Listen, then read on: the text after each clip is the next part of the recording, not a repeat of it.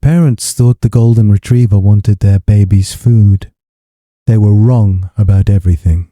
Every mealtime for 2 weeks, Maple sat directly beside the high chair and stared at the baby, not at the dropped food, not at the tray, at the baby's face, specifically at the area around the baby's mouth.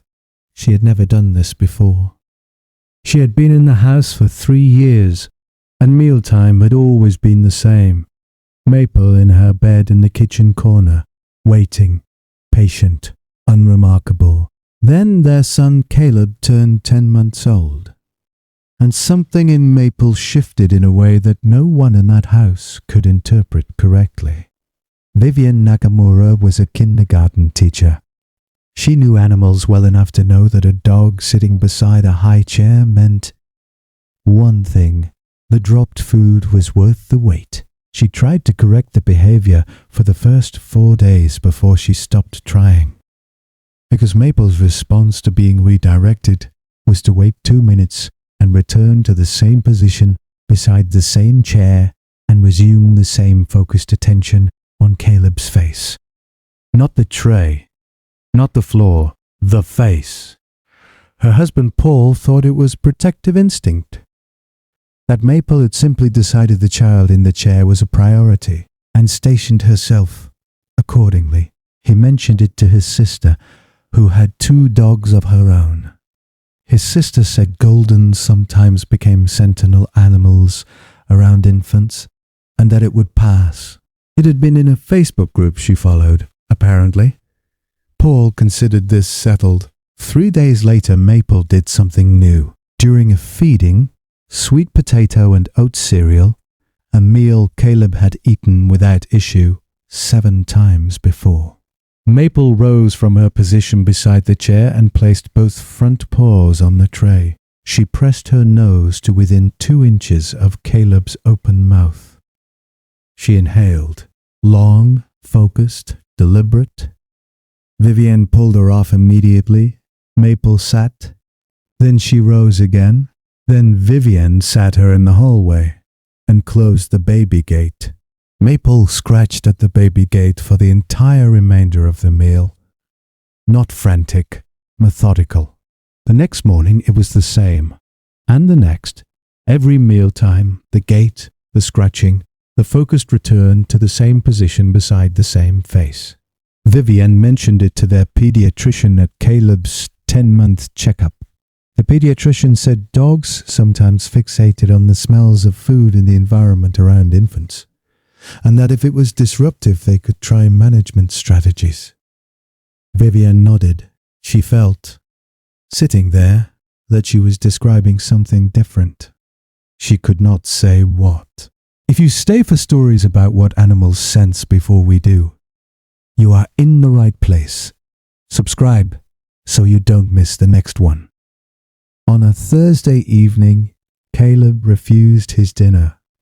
Fully refused, pushed the spoon away, turned his head, would not open his mouth. He was not feverish. He was not crying. He was simply somewhere other than present. Glassy in a way Vivian associated with tiredness, but at the wrong time of day.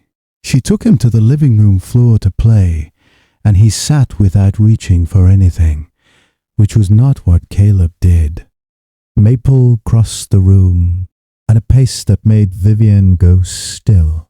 The dog went directly to Caleb and pressed her nose to his face, to his mouth, the same way she had been trying to do at the high chair for 2 weeks.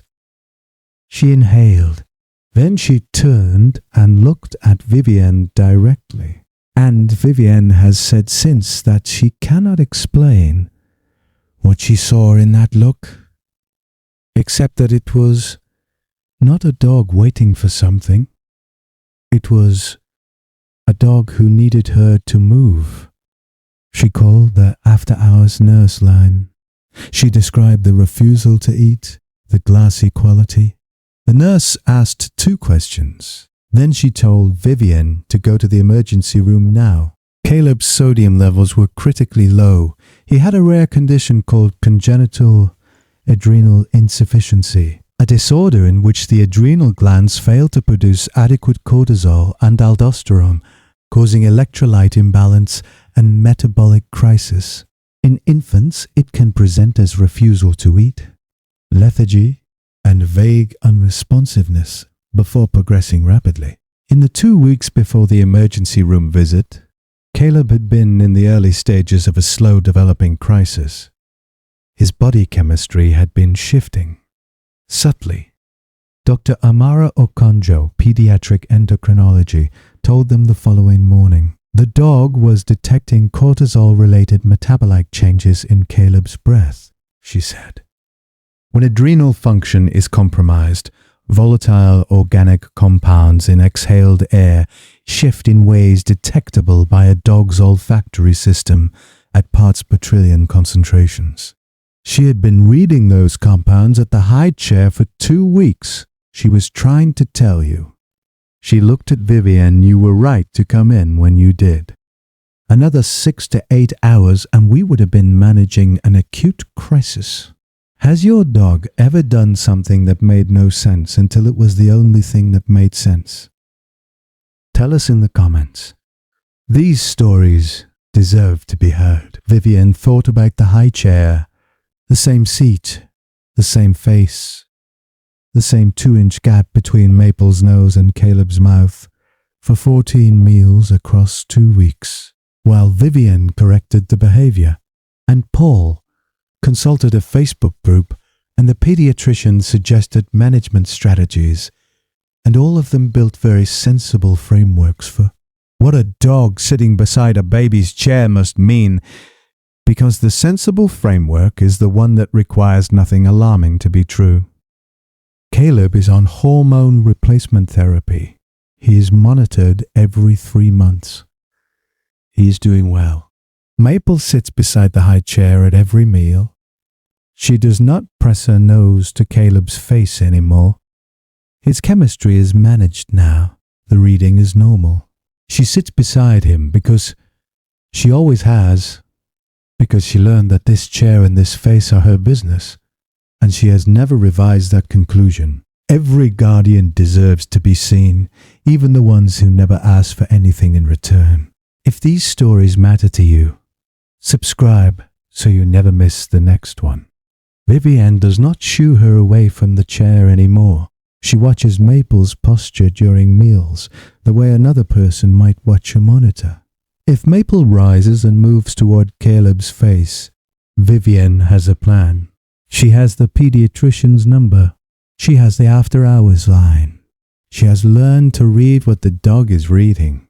She has not needed to act on it again, but she is ready. Maple lay under the high chair, chin on the floor, watching the baby eat. Next week, a dog who refused to leave a crib for 47 hours. What the family eventually found inside that crib is still talked about by the responding paramedic today.